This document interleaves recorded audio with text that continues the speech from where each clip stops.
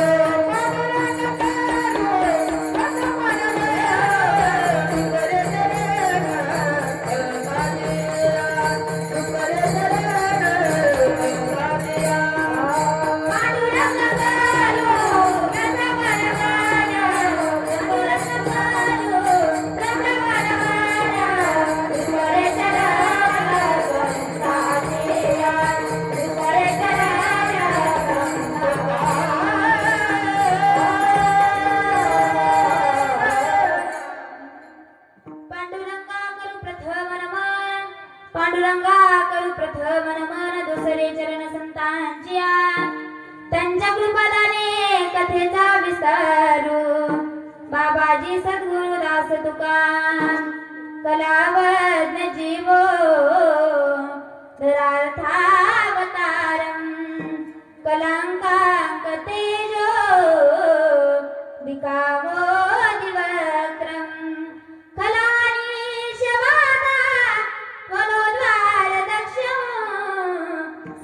विष्णुमूर्तिं भजे ज्ञानदेवं ओम नमो ज्ञानेश्वरा करुणाकरा दयाला तुमचा अनुग्रह लादलो पावन झालो चराचरी गळ्यामध्ये माळ दे हातामध्ये टाळ दे गळ्यामध्ये माळ दे हातामध्ये टाळ दे देवा मला एक तरी अशी संध्याकाळ दे दिवसभर काम दे पोटापुरता दाब दे जन्म उदाहरण्या मुखी तुझं नाव दे गळ्यामध्ये माळ दे हातामध्ये टाळ दे गळ्यामध्ये माळ दे हातामध्ये टाळ दे देवा मला एक तरी अशी संध्याकाळ दे विठ्ठल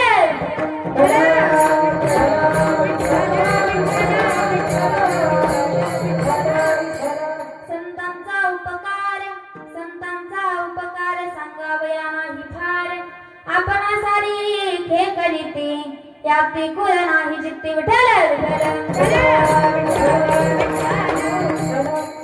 सज्जन हो भगवान परमात्म्याची अगाध सत्ता व सच्चिदानंद घनाची निर्विकल्प समाधी भाषा त्या समाधी भाषेमधील संतमय रसिंद्र्यावर जी वाग्देवी विराजमान झाली त्या वाग्देवीला स्मरून संतमय रत्नांनी जे वाङ्मय निर्माण केलं तयार केलं त्या वाङ्मयाला स्मरून आपल्या भारतीय संस्कृतीमध्ये अनेक संत होऊन गेले त्यामधील शांतीचं प्रतीक असणारे त्यामध्ये शांतीचं प्रतीक असणारे भगवंताच्या अगदी शेजारी असणारे निकट असणारे शांती ब्रह्म एकनाथ महाराज यांचा 4 चरणाचा अभंग आपण आज कीर्तन रूपी सेवेकरता निवडलेले विठ्ठल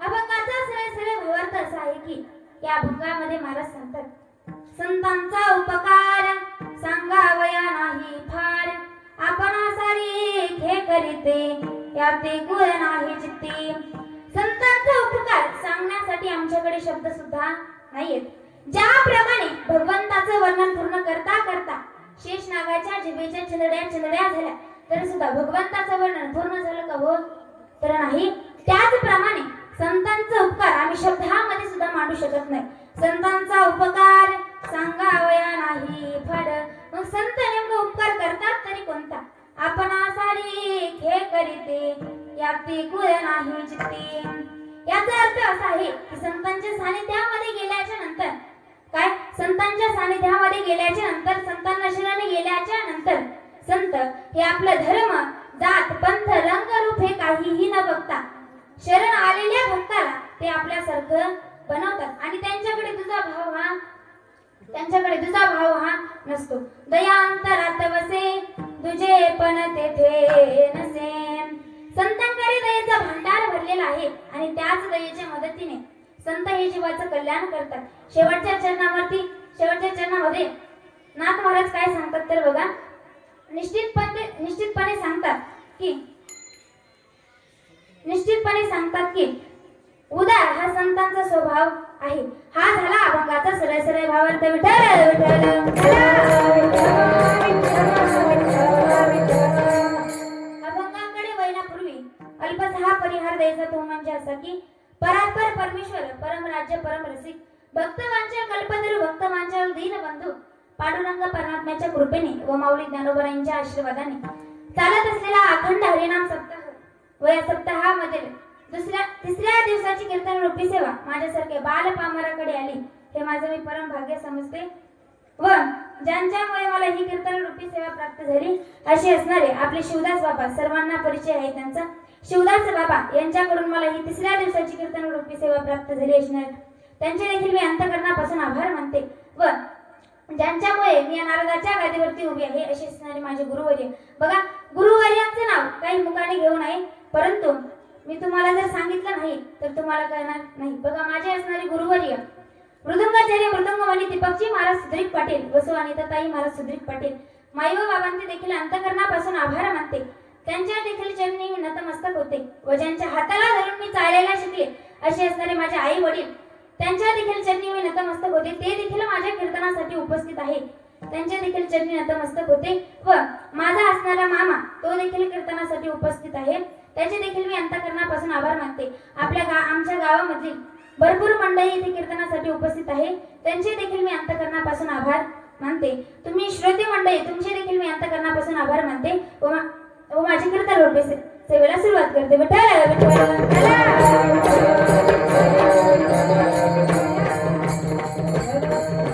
आता बघा महिला मंडळ, इथून मागे तुम्ही कीर्तन ऐकले असताना आता तुम्ही कीर्तन ऐकत आहात, इथून पुढे देखील तुम्ही कीर्तन ऐकणार आहात. तुम्हाला कधी प्रश्न पडलाय का हो की महाराज मंडळी 4 चरणाचा अभंग का घेतात? पडलाय का कधी? बोलता येतं ना तुम्हाला? येतं ना बोलता? पडलाय का कधी? तुम्ही म्हणसाल ताई आम्हाला आमचं सुधरत नाही, तर त्याचा कधी विचार करायचा. बघा 4 चरणाचा अभंग मी का निवडलाय हे सांगते, बाकीचे का निवडते हे मला माहित नाही, परंतु आज मी का निवडलाय हे सांगते. बघा जीवनामध्ये आल्याच्या नंतर माणसाने किती माणसं जोडली पाहिजे हो? किती जोडली पाहिजे? तर 4 जोडली पाहिजे. तुम्ही फक्त 4 म्हणत चालायचं. जीवनामध्ये आल्याच्या नंतर माणसाने 4 माणसं ही जोडली पाहिजे. आपण म्हणतो अरे बाबा तुला 4 माणसं नीट जोडता आली नाही. आता जीवनामध्ये आल्याच्या नंतर जगत असताना माणसाने किती शब्द गोड बोललं पाहिजे? तर 4 शब्द गोड बोललं पाहिजे. आपण म्हणतो अरे बाबा तुला 4 शब्द गोड बोलता येत नाही. आता मला सांगा, भगवंताने श्रीकृष्ण भगवंताने अर्जुनाला किती युक्त्या सांगितल्या होत्या? किती? तर 4 युक्त्या सांगितल्या होत्या. आता युग किती आहेत हो? तर 4 आहेत. सत्ययुग, त्रेतायुग, द्वापारयुग आणि कलयुग हे 4 युग आहेत. आता पुरुषार्थ किती आहेत? तर 4 आहेत. धर्म, अर्थ, काम आणि मोक्ष. आता आश्रम किती आहेत? तर 4 आहेत. तुम्ही फक्त 4 म्हणत चालायचं. 4 म्हणता येते ना तुम्हाला? तुम्ही फक्त 4 म्हणत चालायचं. आश्रम किती आहेत? तर 4 आहेत. संन्यास गृहस्थ आश्रम, ब्रह्मचारी आश्रम, वानप्रस्थ आश्रम आणि संन्यास आश्रम हे 4 आश्रम आहेत. आता वेद किती आहेत? तर 4 आहेत. ऋग्वेद, सामवेद, यजुर्वेद आणि अथर्ववेद हे 4 वेद आहेत. आता मुक्त्या किती आहेत? आता तुमच्या गावामधल्या नाही बरं का, नाही कीर्तन संपले की येतात मला भांडायला, परंतु तुमच्या गावामधल्या नाही, शास्त्र आधारे 4 मुक्त्या सांगितल्या गेलेल्या आहेत. समीपता, सलोकता, सायुज्यता आणि स्वरूपता ह्या 4 मुक्त्या आहेत. म्हणजे मला सांगायचं एवढंच आहे की जीवनामध्ये आल्याच्या नंतर 4 या शब्दाला अनन्य महत्त्व प्राप्त झालेलं आहे. म्हणून आज मी अभंग हा 4 चरणाचा निवडला. विठ्ठल विठ्ठल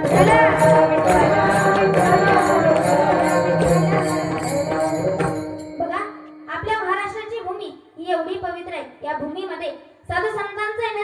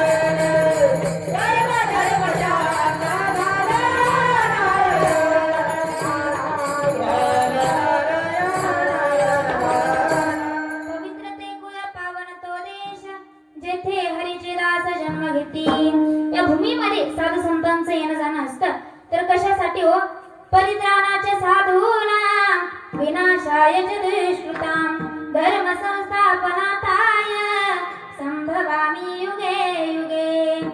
तर साधू संतांचे रक्षण करण्याकरिता, दुष्टांचा नाश करण्याकरिता आणि धर्माची संस्थापना करण्याकरिता साधू संत या भूमीमध्ये जन्माला येतात. बघा आणखी कशासाठी येतात तर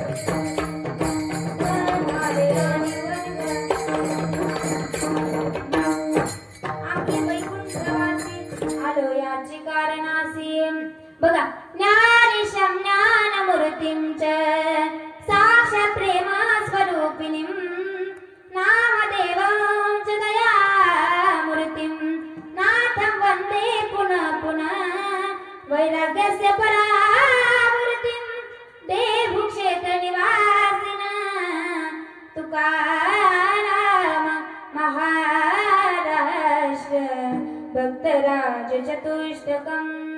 बघा माझे माऊली ज्ञानोबर आहे, ज्ञानाचा सागर आहे. माझे जगद्गुरु तुकोबर आहे, वैराग्याची संपत्ती आहे. आणि शांती ब्रह्म एकनाथ महाराज हे शांतीचं प्रतीक आहे की ज्यांचा अभंग आज आपण कीर्तन रूपी सेवेकरता निवडलेला आहे. बघा त्यांचा जरी विचार करून गेलं तर नाथरायांना शांतता एवढी प्रिय होती. बघा पहिल्या दिवशी त्या ताई होत्या, त्यांनी देखील सांगून गेलं की शांतता प्रिय होती. बघा एवढी प्रिय होती की सुनामीच्या लाटेमध्ये समुद्र आपली मर्यादा ओलांडेल, मायेने जवळ करणारी पृथ्वी ही भूकंपाच्या रूपामध्ये आग ओकेल, छत धरणारा आभाळ हे बेघर करेल, परंतु नाथरायांची शांतता ही भंग होणार नाही. प्रत्येक संतांनी आपापलं कार्य हे पार पाडलं. माझ्या बहिणाबाईंनी वारकरी संप्रदायाची इमारत ही उभी केली. संत कृपा झाली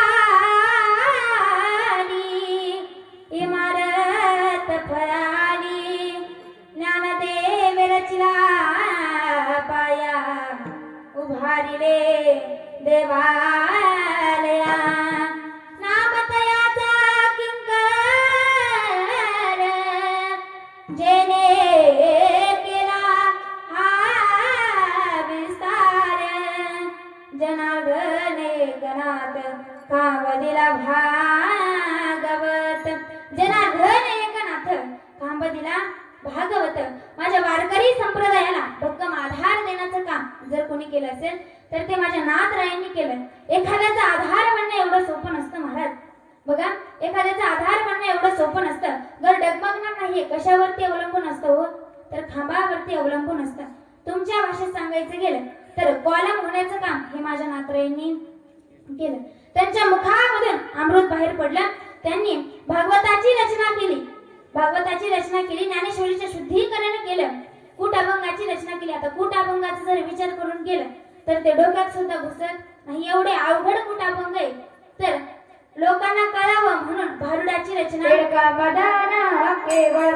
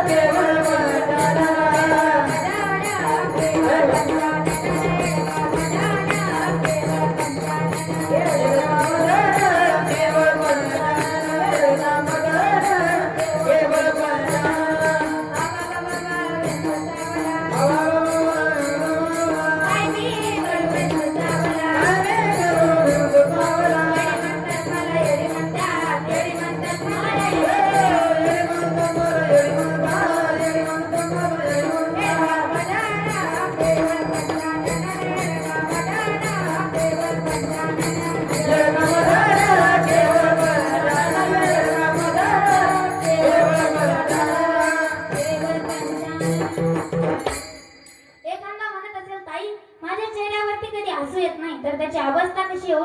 भक्त येसी जाना दे उदास गेले आशा पाश निवारुणी. बघा भारुड ऐकलं की चेहऱ्यावरती हसू मला शिवाय राहणार नाही, एवढं सुंदर भारुड आहे बघा. महिला मंडळ लक्ष देऊन ऐका बरं का.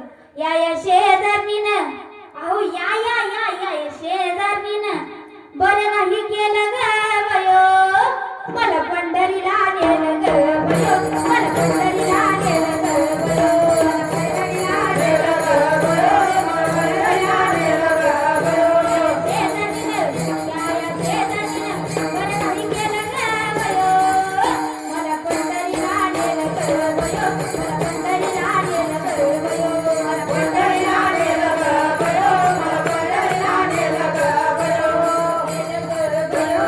नेलं ग बयो. सहज हात केला बरं का ताई.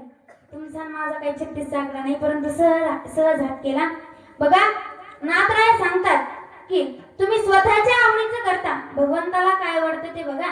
आपण नैवेद्यापासून ते अगरबत्तीपर्यंत सर्व काही आपल्या आवडीचं करतो, परंतु भगवंताला काय आवडतं हो? आवडे देवासी तो एका प्रकारे नामाचा उच्चार रात्रंदिवस. बघा भगवंताला त्याच्याच नावाचं रात्रंदिवस नामस्मरण केलेले आवडतं. आणि गळ्यामध्ये पवित्र अशी तुळशीची माळ ही माझ्या भगवंताला आवडते. बघा माळ घातल्याचा काय फायदा असं गावाकडले मंडळी विचारते. बघा आमच्या इकडे एकदा कलेक्टर आला होता. बोलू का 5 मिनिटं घेऊ.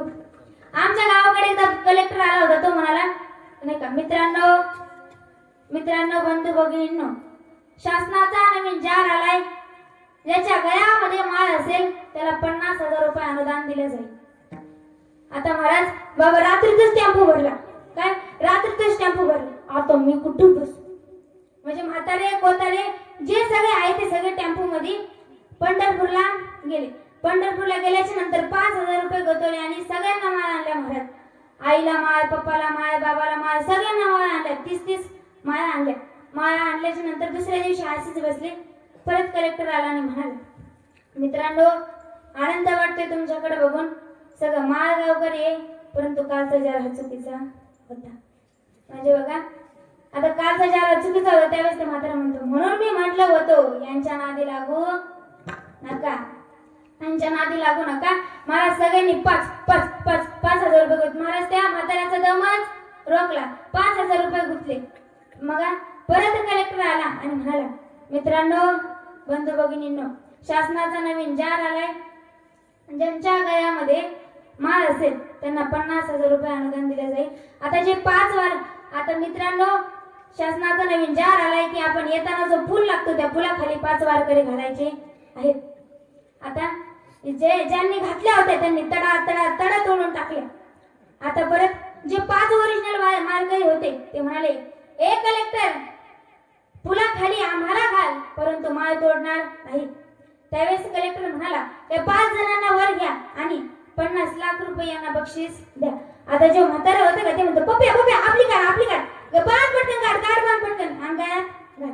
म्हणजे बघा माळ घालायच्या अगोदर विचारतात काय फायदा माळ घालण्याचा, परंतु महाराज गळ्यामध्ये पवित्र तुळशीची अशी माळ असावी, कारण मेल्याच्या नंतर तुमच्या माळीला कुणाला सुद्धा हात लावायची हिम्मत होणार नाही महाराज. म्हणून गळ्यामध्ये पवित्र तुळशीची माळ असावी. आपण भगवंतामध्ये सुद्धा आवड निवड करतो महाराज, की मला हा देव आवडतो, मला तो देव आवडतो, परंतु नाथराय म्हणतात की काय, हरी प्राप्तीचे उपाय धरावे संतांचे ते पाय, की संतांच्या चरणावरती तुम्ही नतमस्तक व्हा, संतांचे तुम्ही पाय धरा. कारण या युगामध्ये भगवंतापेक्षा श्रेष्ठत्व कोणाला दिले हो, तर संतांना दिले. बघा एका हिंदी कोटीमध्ये वर्णन आलेलं आहे की सबसे बड़ा कौन है, सबसे बड़ी पृथ्वी है, पृथ्वी कैसी बड़ी, वो तो शेष के माथे पर खड़ी, तो शेष बड़ा, शेष कैसे बड़ा, वो तो शंकर जी के गले में पड़ा, तो शंकर जी बड़े, शंकर जी कैसे बड़े, वो तो कैलाश पर्वत पर खड़े, तो कैलाश पर्वत बड़ा, कैलाश पर्वत कैसे बड़ा, वो तो रावण ने उखाड़ा, तो रावण बड़ा, रावण कैसे बड़ा, वो तो राम के एक बांध से उड़ा, तो राम बड़े, राम कैसे बड़े, वो तो हनुमान जी के हृदय में खड़े, तो हनुमान जी बड़े. म्हणजे बघा सर्वात जास्त कोणाला श्रेष्ठत्व कोणाला आहे हो, तर भगवंतापेक्षा माझ्या संतांना जास्त श्रेष्ठत्व आहे. बघा जगाचा परमपिता, जगाचा नियता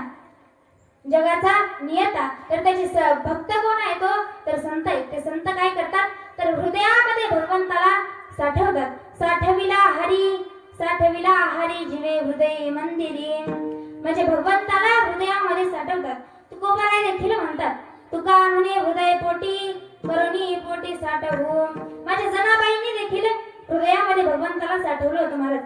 हृदयबंदी खाना केला, हृदयबंदी खाना केला, हृदयबंदी खाना केला, हृदयबंदी खाना केला.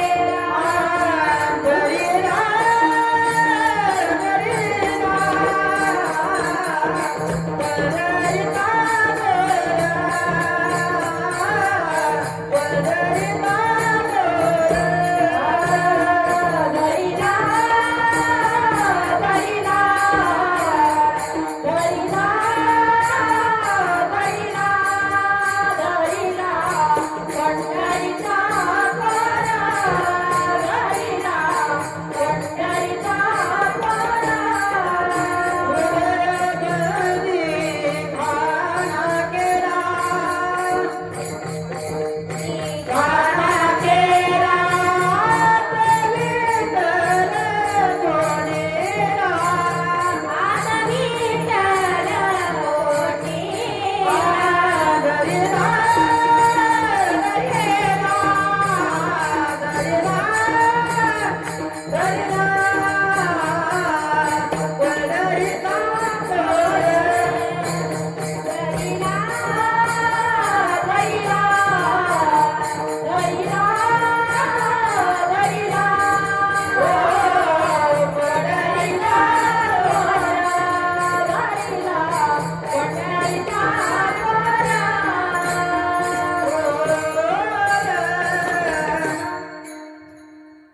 बंदी खाना केला. आता विठ्ठल कोंडीला माझ्या जनाबाई कोण होत्या हो, तर संत होत्या. आता बघा संत संत हे एवढे श्रेष्ठ आहेत की त्यांच्या हृदयामध्ये भगवंत वास करतो. माझ्या माऊली ज्ञानोबा आहे, माझ्या माऊली ज्ञानोबा यांनी जगाकरिता काय मागितलं हो, तर पसायदान मागितलं. कारण संत हे जगाच्या कल्याणासाठी येत असतात. जगाच्या कल्याणा संतांचे हो देह कष्ट वेते परोपकारे, देह कष्ट वेते परोपकारे, देह कष्ट वेते परोपकारे, देह कष्ट वेते परोपकारे.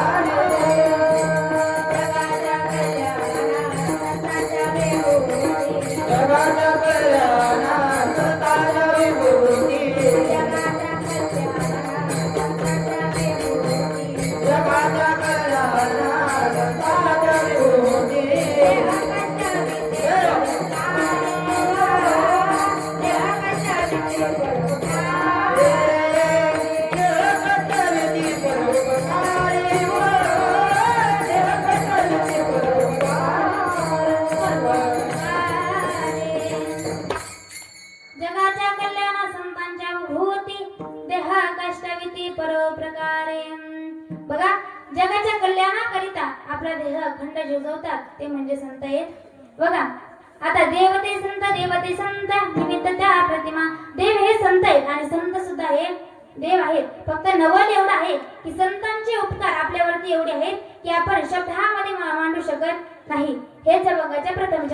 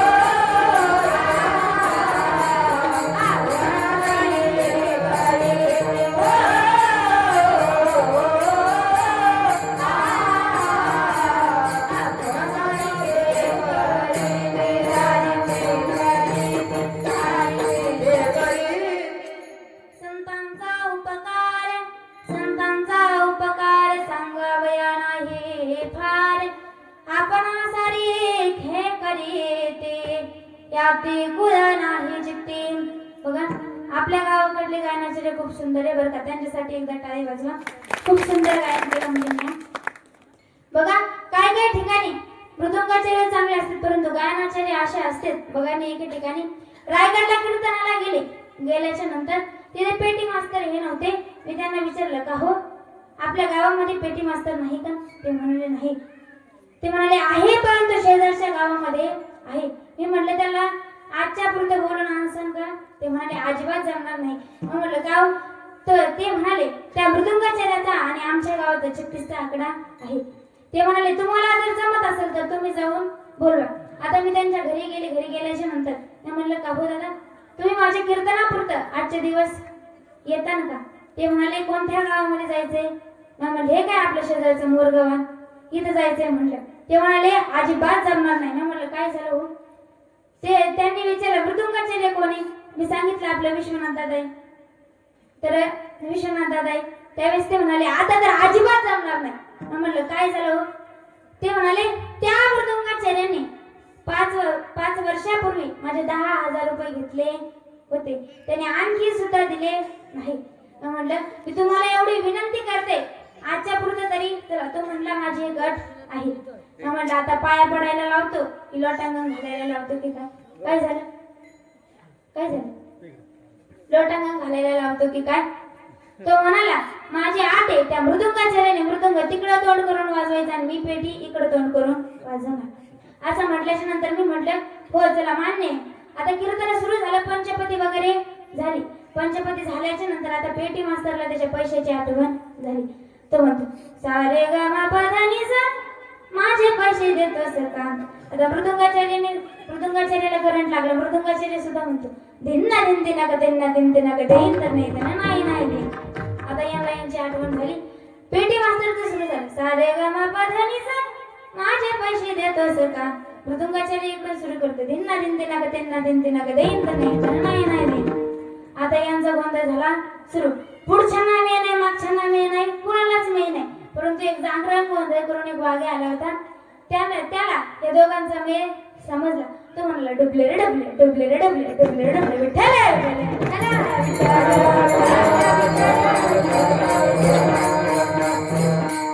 बघा काही काही गावाकडे असे गायनाचार्य असतात. मी एका ठिकाणी कीर्तनाला गेले. मी म्हटलं शिवभोळा चक्रवर्ती त्याचे पाय माझे चित्ती वाचे वदता शिवनाम तयान वांदे क्रोध काम. आता मागच्याने देखील तसंच म्हणावं ना. ते म्हणते शिवभोळा चक्रवर्ती त्याची माय माझी चुलती. आता परत मी अभंग म्हणला मनाची मणी गुंफेला शेला बापरक महादेवर विठ्ठलवर पिला मोगरा फुलला फुले बेची त्याची बरुकली असेला. मागचे म्हणते मनाची मणी गुंफेला शेला बापरक महादेवर विठ्ठलवर पिला मकरा फुगला फुले वेचायला गेला परत नाही आला. म्हणजे काही काही ठिकाणी असे गायनाचे असते परंतु आपल्या गावामधील गायनाचे जे सुंदर आहेत. विठ्ठल बघा म्हणून संतांच्या चरणावरती तुम्ही नतमस्तक व्हा. संतांच्या चरणावरती आम्ही नतमस्तक हो परंतु ते संत कुठे असतात हो. शेले शेले न माणिक्यम मोतिकम न गजे गजे साधवो नाही सर्वत्र चंदनम च वने वने. ज्याप्रमाणे एखाद्या शिंपल्यामध्ये माणिक मोती नाही आणि गजे नावाच्या मस्तकावरती मोती नाही आणि वने भरपूर आहेत परंतु त्या वनामध्ये चंदनाचं झाड हे नाही. म्हणून संत भरपूर आहेत परंतु सर्वत्र नाही. बघा माझा भगवंत असा आहे की तो अगोदर भगवंत असा आहे की अगोदर घेतो आणि नंतर देतो.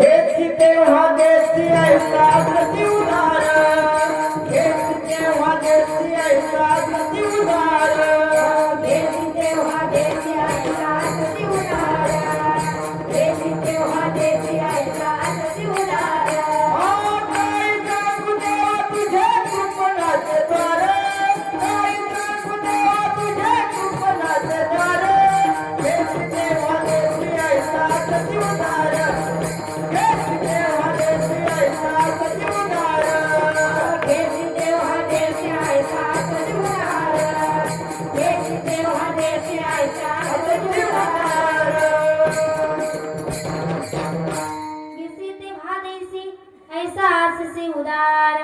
म्हणजे माझ्या भगवंताचा स्वभाव आहे की ते कोणाकडून घेतल्याशिवाय कोणालाही देत नाही. बघा काही काही ठिकाणी असं आहे की त्यांना वारी सुद्धा माहित नाही आणि पंढरीशी पांडुरंग परमात्मा सुद्धा माहित नाही. ते एखाद्या वारीला गेलं की त्यांचं बघून वारीला जाणार. मग जगाचे उत्कार काय असतात हो, तर करून करून भागला आणि देवपूजेला लागला. देवपूजेला लागला. काही काही म्हणतात हो ताई आम्ही भगवंताचं नामस्मरण करू, काय भगवंताचं नामस्मरण करू, परंतु तो भगवंत आम्हाला कुठे दिसलाच नाही. आता मला सांगा महिला मंडळ, कोरोना होता का? होता का? बोलता येते ना तुम्हाला?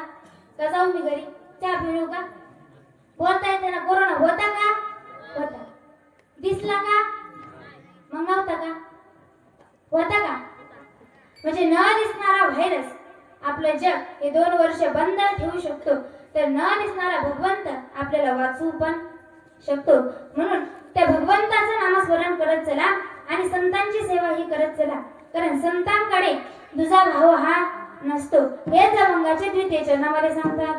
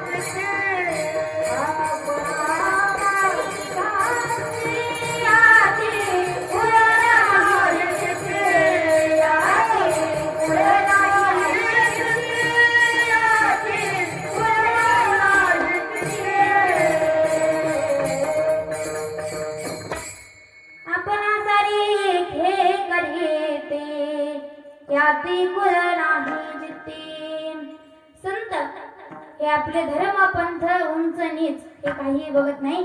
शरण आलेल्या भक्ताला ते आपल्यासारखं बनवतात.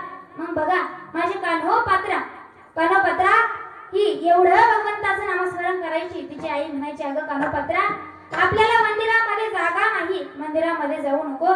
परंतु कान्होपात्राने एवढं नामस्मरण केलं की ज्या ठिकाणी आई साहेबांना गाभाऱ्यामध्ये जागा नाही त्या ठिकाणी कान्होपात्राला जागा ही मिळाली. ते एका वेशीची मुलगी होती. एका वेशीची मुलगी भक्ती करून झाली. कान्होपात्रेला देवाना मंदिरात जागा दिली. एका वेशीची मुलगी भक्ती करून झाली. कान्होपात्रेला देवाना मंदिरात जागा दिली. एका वेशीची मुलगी भक्ती करून झाली. कान्होपात्रेला देवाना मंदिरात जागा दिली. एका वेशीची मुलगी भक्ती करून झाली. कान्होपात्रेला देवाना मंदिरात जागा दिली. भक्ती पाहुण्या भक्ताला आला भेटाया श्रीहरी. भक्ती पाहुण्या भक्ताला आला भेटाया श्रीहरी. झाली बराई रंगला विठुरायाची पंढरी.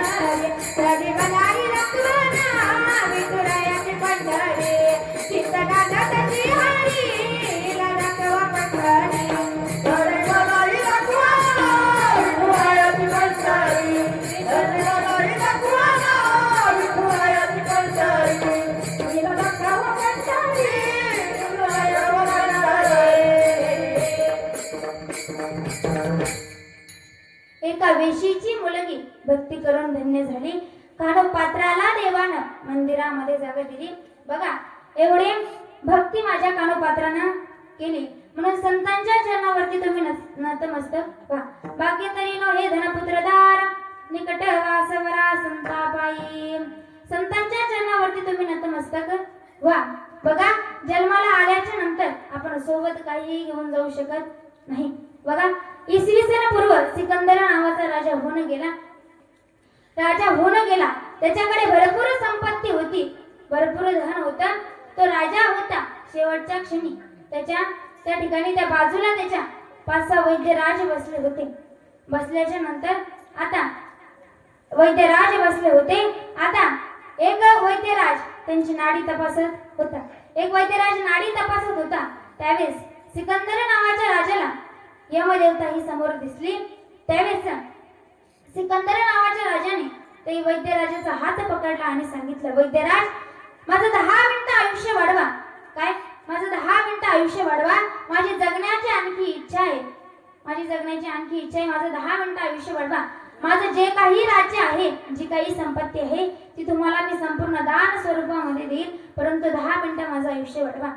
त्यावेळेस धरलेला हात वैद्यराजाने सोडला आणि म्हणाले, अरे महाराज कुठल्या भ्रांत कल्पनेमध्ये जीवन जगताय. 10 मिनिटं काय 2 सेकंद सुद्धा मी तुमचं आयुष्य वाढू शकत नाही, कारण तुमचं मरण हे माझ्या हातामध्ये नाही. म्हणजे जन्माला आल्यापासून आपण सोबत काही घेऊन जाऊ शकतो का हो? तर नाही. घेऊन जाऊ शकतो तर ते आपलं पुण्य आणि कर्म आपण सोबत घेऊन जाऊ शकतो.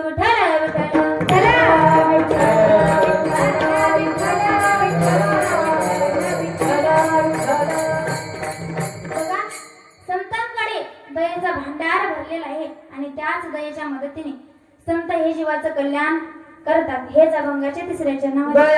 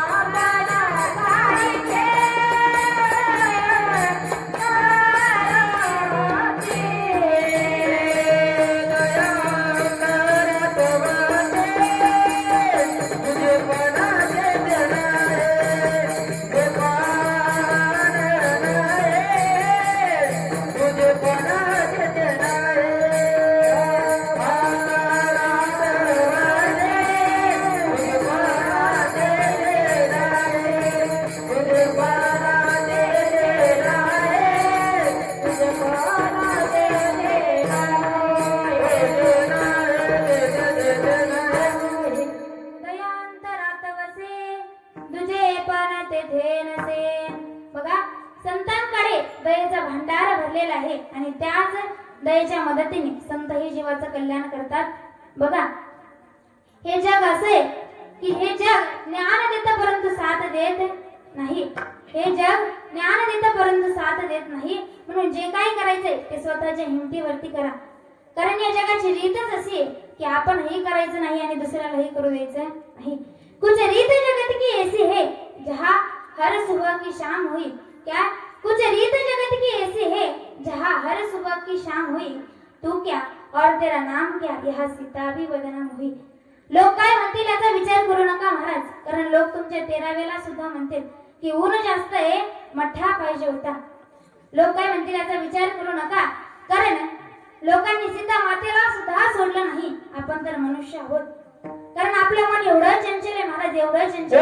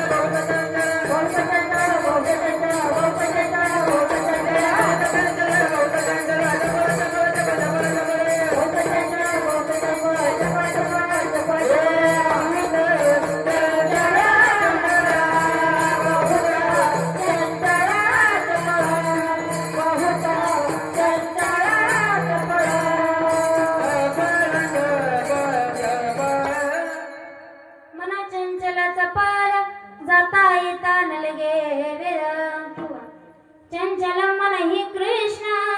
बघा, माणसाचं मन एवढं चंचल, एवढं चपळ आहे की ते एका ठिकाणी थांबत नाही. ते सारखं धनाच्या मागे पळत असतं. तुम्ही म्हणसाल ताई आमचं मन एका ठिकाणी थांबत नाही कारण ते धनाच्या मागे पळत असतं. बघा, हे धन कसं आहे, ये दौलत भी क्या चीज है. क्या? ये दौलत भी क्या चीज है. जब आदमी के पास होती है तब आदमी भूल जाता है कि ये कौन है. जब दौलत साथ छोड़ जाती है तब लोग भूल जाते हैं कि ये कौन है.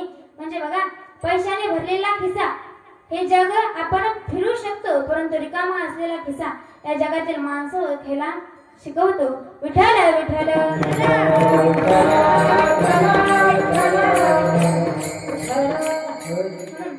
संतांची संगत ही जीवनामध्ये करा. संतांना शरण जा. जीवनामध्ये आल्याच्या नंतर संगतीला फार महत्व आहे महाराज. संगत संतन की करले जन्म का सार्थक तू करले. बघा, संगतीला फार महत्व आहे. लोखंड जर परिसाच्या संगतीमध्ये गेलं तर त्याचं सोनं तयार होतं आणि जर ते पाण्याच्या सानिध्यामध्ये गेलं तर त्याला गंज लागल्याशिवाय राहत नाही. बघा, मी असंच एका कीर्तनामध्ये सांगितलं की माणसाला कुठला तरी छंद असावा, छंद असावा असं सांगितलं आणि माणसाने कोणाची तरी मदत करावी. आता माझं कीर्तन झालंय, मी बसमध्ये बसले. आता माझ्या कीर्तनामध्ये एक दारुडा होता. तो देखील ड्रायव्हर सीटच्या शेजारी बसला. बसल्याच्या नंतर आता गाडी सुरू झाली. आता गाडी एका ठिकाणी हॉटेलवरती जेवणाकरिता थांबली. सर्व प्रवासी खाली उतरले आणि जेवणाकरिता निघून गेले. याने तोपर्यंत जे गेअरचं दांडका असतं ते उपसून काढलं. त्यावेळी ड्रायव्हर आला आणि म्हणाला, का रे बाबा, का रे दारुड्या, इथलं ते दांडका कोणीकडे गेलं. त्यावेळेस तो म्हणाला, हो मी कालच कीर्तन ऐकून आलो. ताईंनी सांगितलं माणसाला कुठला तरी छंद असावा किंवा माणसाने कुणाची तरी मदत करावी. मी सकाळपासून झाले बघते तुम्ही ते दांडकं पुढं मागं करताय. तुम्हाला उपसना, तुमचा हात दुखत असेल म्हणून मी ते दांडकं उपसून काढलं. म्हणजे माणसाला असा छंद असावा का हो. तर माझ्या मनाला हो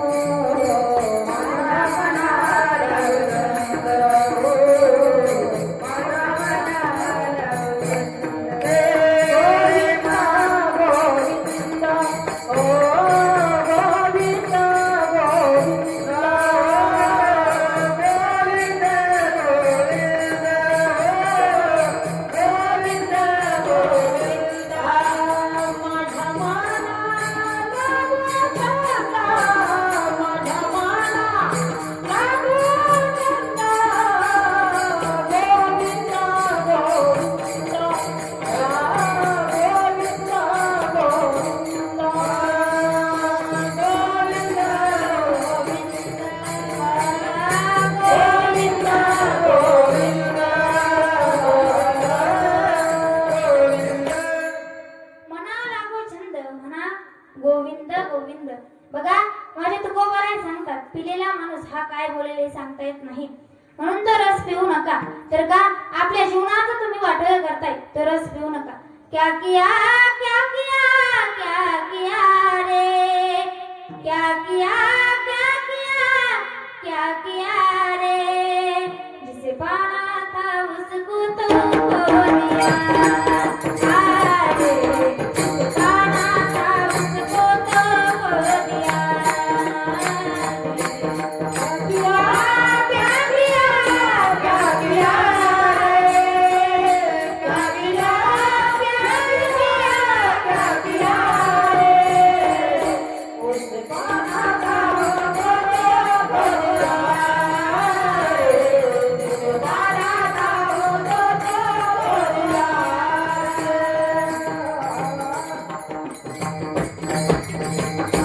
क्या किया तूने जीवन गमा दिया, जिसे पाना था उसको तो खो दिया रे. बघा जीवनामध्ये आल्याच्या नंतर जर रस प्यायचा असेल ना तर माझ्या भगवंताच्या नावाचा प्या. जाम पर जाम पीने से क्या फायदा, क्या जाम पर जाम पीने से क्या फायदा, सुबह पियोगे शाम को उतर जाएगी. एक बार हरे नाम का प्याला पीकर दे तेरी जिंदगी सुधर जाएगी. तुम्ही भगवंताचा एक दिवस प्याला पिऊन बघा, तुमचं जीवन सुधारल्याशिवाय राहणार नाही. भगवंताचं म्हणून जीवनामध्ये आल्याच्या नंतर भगवंताचं नामस्मरण हे केलं पाहिजे. आता वारकरी संप्रदायाच्या नियमाप्रमाणे आपण सर्वांना भजन करणार आहोत. आता ज्यांना काही दोन दोन हात आहेत त्यांनी सर्वांनी हात वर घ्यायचे, कट्ट्यावर बट्ट्यावर खुर्चीवर ज्यांच्यावर बसले त्यांनी सर्वांनी हात वर घ्यायचे. इकडे महिला मंडळी तुम्ही देखील हात वर घ्यायचे. ज्यांना दोन आहेत त्यांनी सर्वांनी हात वर घ्यायचे. एखाद्याचं जर काढून गेला तर मी माझ्या घरामध्ये येऊ देणार नाही. तुम्ही म्हणसाल ताई जवळच्याचे, परंतु मी येऊ देणार नाही. सर्वांनी आपले हात वरती घ्या. विठोबा रखुमाई, विठोबा रखुमाई, विठोबा रखुमाई, विठोबा रखुमाई,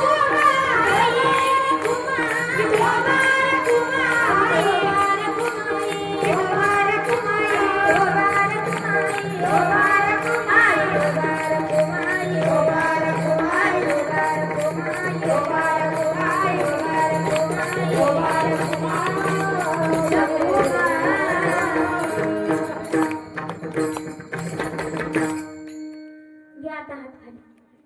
वर घ्यायचं सांगावं लागतं, परंतु खाली घ्यायचं कोणाला सांगावं लागत नाही.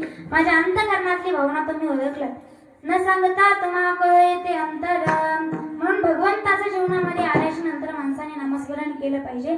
नामस्मरणाला फार महत्व आहे महाराज. जर आपण भगवंताचं नामस्मरण केलं नाही तर नात्रायांनी पिंगळा देखील गायलेला आहे.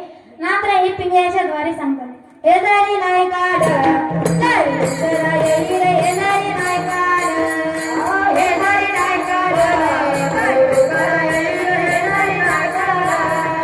चलती शेवटी बा, कालवादूर नेर, चलती शेवटी बा, कालवादूर नेर, चलती शेवटी बा, कालवादूर नेर, चलती शेवटी बा, कालवादूर. आये माझ्या नाथनी आमचे काय लागाई, हे माझ्या नाथनी आमचे काय लागाई.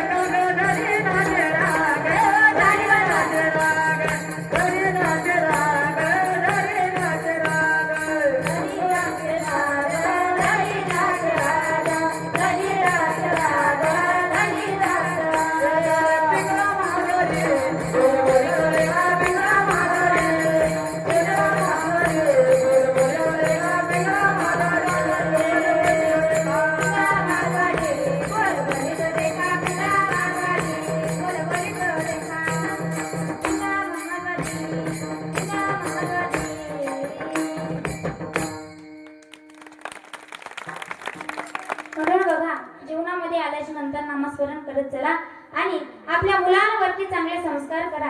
बघा, लहान मुलांवरती चांगले संस्कार करा. त्यांच्या हातामध्ये मोबाईल देऊ नका.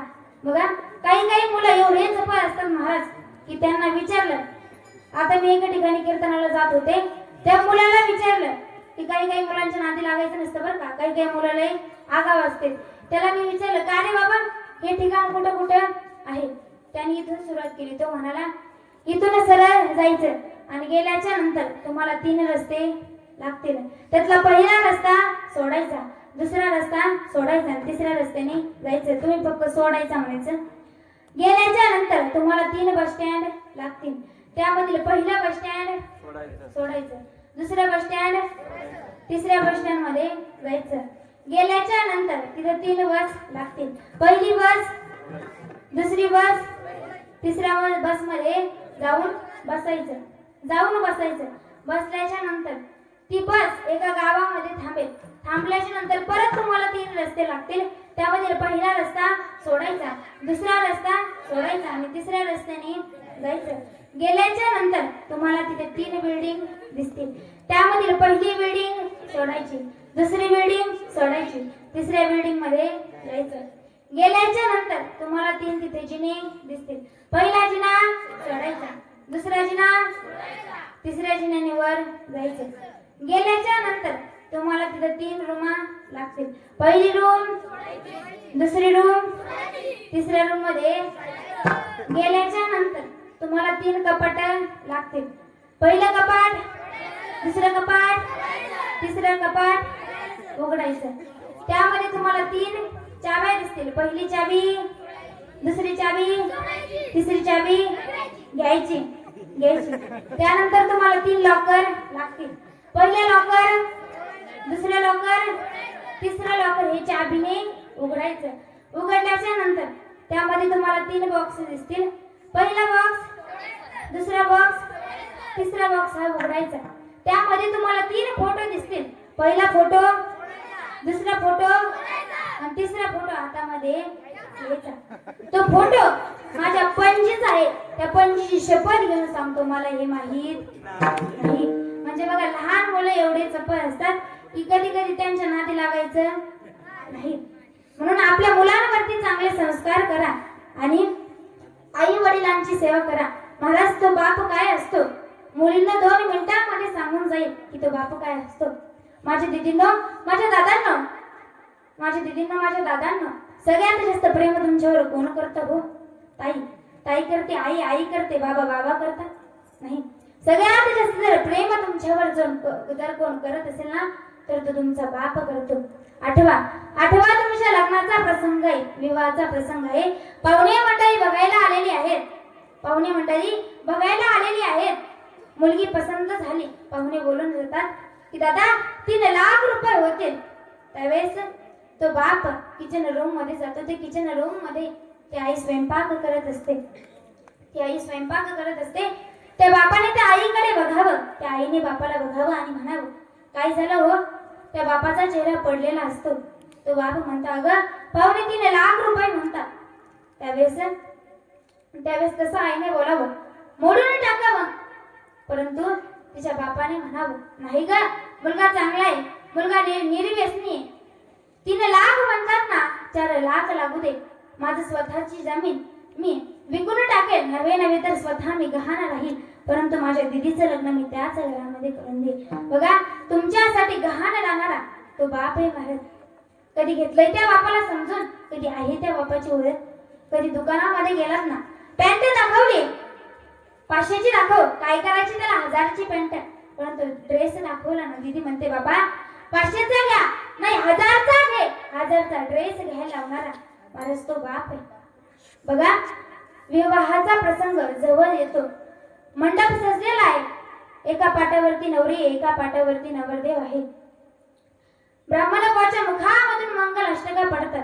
तर हाताचा पाळणा दोन्ही डोळ्याचा येना,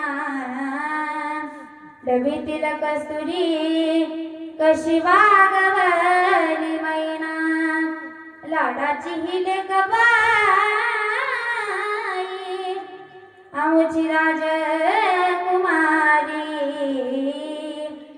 आता तुम्ही माय बाप हिच्या जीवनाची सावली जीव खालीवर होतो तुला पाठविता राणी एका डोळ्यात आनंद एका डोळ्यामध्ये पाणी शिवमंगल सावधान अशा मंगल अष्टका ब्राह्मणाच्या मुखामधून पडतात.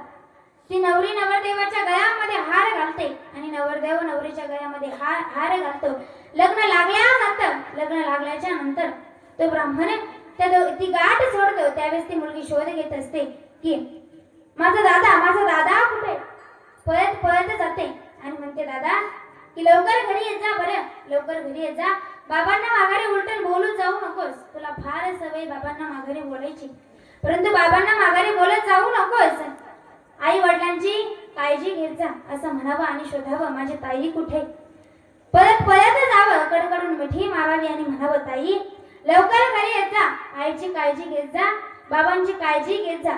आपल्या आई वडिलांची मान शर्मेनं खाली जाईल ना असं वागू नको ग दीदी, असं कधी वागू नको असं म्हणावं आणि शोधावं माझी आई कुठे. त्यावेळेस त्या किचन रूम मध्ये आईने तिकडून पळत यावं आणि इकडे हिने पळत जावं, कडकडून मिठी मारावी, डस रडावं आणि म्हणावं आई कसं होईल का तुझं. बाबांची काळजी घेत जा. तुला माहितीये ना बाबांना तिखट भाजी जमत नाही, नको करत जाऊस ग. बाबांची काळजी घेत जा. तुला माहितीये ना की बाबांना रोज एक शर्ट इस्त्रीचा हवा, करत जा ग असं म्हणावं आणि शोधावं माझा बाप कुठे. कुणीतरी म्हणावं अगं हे बघ तुझा बाप त्या खांबाजवळ उभा आहे. तिने पळत जावं, कडकडून मिठी मारावी आणि रडावं. त्यावेळेस बापाने म्हणावं मुली सुखाचा संसार कर. एवढं म्हणावं सुखाचा संसार कर असं म्हणणारा महाराज तो आपला बाप आहे. बघा ती मुलगी निघून जाते. निघून गेल्याच्या नंतर पाहुणे मंडळी सर्व निघून जातात. आता निघून गेल्याच्या नंतर आता घरचे पाहुणे मंडळी हे जेवण करत असतात. त्यावेळेस त्या सर्वांनी बापाकडे बघावं आणि म्हणावं की बापाकडे बघावं आणि रडावं. त्यावेळेस बापाने म्हणावं काय झालं रडायला. माझ्या दिदीचं चांगलंच झालं ना, कुठं वाईट झालं. चांगलंच झालं जेव्हा मला भूक नाही असं म्हणावं आणि एका रूममध्ये जावं. त्या रूमच्या आतमध्ये गेल्याच्या नंतर धाडदिशी दरवाजा बंद करावा आणि आपल्या मुलीच्या आठवणीमध्ये डस रडावं. महाराज रडावं अरे याच हाताने माझ्या दिदीला चिवकाऊचा घास खाऊ घातला होता ना, याच हाताने मी माझ्या दिदीला शाळेमध्ये घेऊन गेलो होतो ना आणि तीच दिदी आज मला पोरगी झाली. दिदीला सांगितलं हात केला पुढे. दिदीला सांगितलं दिदी पाय ठेव. पेनाने माप घेतलं आणि दिदीला चप्पल आणल्याच्या नंतर दिदी म्हणाली बाबा गुलाबी फुलाची चप्पल का नाही आणली. परत दुकानामध्ये गेलो आणि परत चप्पल घेऊन आलो आणि ती आज माझी दिदी पोरगी झाली. महाराज मुलीच्या आठवणीमध्ये डस रडावे. बघा दिदींना तुमचे 5 मिनिटं मी का घेतले तर तिने मला पाहिले आणि मी तिला पाहिले आणि पाहता 4 विषय राहिले. बघा या 2-3 दिवसामध्ये सैराट पिक्चर आला. आपण सैराट झालो. एका घरामधून मुलगी पळून जात असेल. महाराज काय पाप केले त्या बापाने. तिच्या घरामधून मुलगी पळून जात असेल. काय वाटत असेल त्या बापाच्या मनाला. महाराज त्या बापाच्या मनाला. म्हणून एका 2 दिवसात सैराट पिक्चर आला आणि सैराट झालो. वागा सैराट. मी म्हणत नाही तुम्ही सैराट होऊ नका, वा परंतु कसे व्हा माझे छत्रपती शिवाजी महाराजांसारखे व्हा, डॉक्टर बाबासाहेब आंबेडकरांसारखे व्हा, माझ्या माऊली ज्ञानोबारायांसारखे व्हा अवश्य व्हा. परंतु आई वडिलांचं संपुत्र व्हा.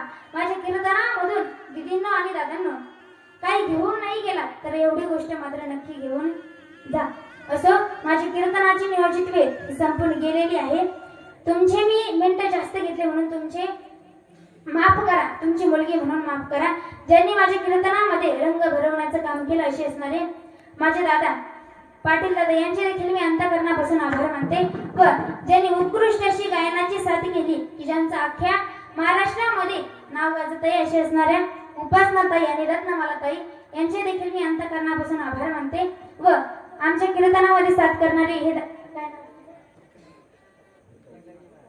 भिकाजी महाराज यांनी देखील सुंदर अशी साथ केली. एवढा गोड आवाज आहे महाराज, त्यांच्यासाठी 2 मिनिटं टाळ्या वाजवा. एवढी सुंदर साथ केली, त्यांचे देखील मी अंतःकरणापासून आभार मानते. दादांनी देखील सुरुवातीला चाल म्हणली, त्यांचे देखील मी अंतःकरणापासून आभार मानते. व बरेच पाहुणे मंडळी माझ्या कीर्तनासाठी उपस्थित आहेत. कालच्या कीर्तनकार ताई सानिका ताई या देखील आणि त्यांचे वडील देखील इथे उपस्थित आहेत. त्यांचे देखील मी अंतःकरणापासून आभार मानते. आमच्या गावातील माऊली काका त्यांचे देखील मी अंतःकरणापासून आभार मानते. व तुमचे सर्व श्रोते मंडळी तुमचे देखील मी अंतःकरणापासून आभार मानते. व ज्यांनी सुंदर अशी साऊंड सिस्टीम लावली, त्यांच्या एकीच्या 2 हो, 2च्या 3 हो, 3च्या 4 हो, त्यांच्या माईक सिस्टीम मध्ये कुठलाही अडथळा येऊ नये हीच माऊलींच्या चरणी प्रार्थना करते. खूप सुंदर त्यांनी माईक सिस्टीम लावली, त्यांचे देखील मी अंतःकरणापासून आभार मानते. आपले विलेकरी ताई असतील, त्यांचे देखील मी अंतःकरणापासून आभार मानते. व तुम्ही श्रोते मंडळी न हालता न डुलता न झोपा घेता माझं कीर्तन श्रवण केलं, तुमचे देखील मी अंतःकरणापासून आभार मानते. माझे जर काही चुकीचे शब्द केले असतील तर तुमची मुलगी म्हणून माफ करा. शेवटचे चरणाची भैरवी घ्यायची. उदार बने उदार उदार बने उदार मान्य उदार उदार मान्य उदार बने उदार उदार पारे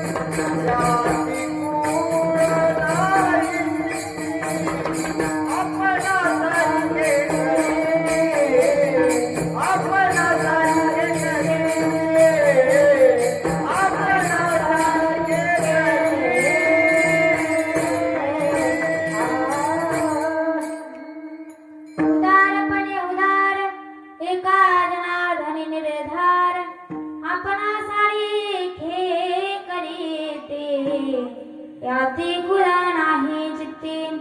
असो सर्वांचे मनपूर्वक आभार मानते व माझे कीर्तन रूपी सेवेला इथेच पूर्ण विराम देते.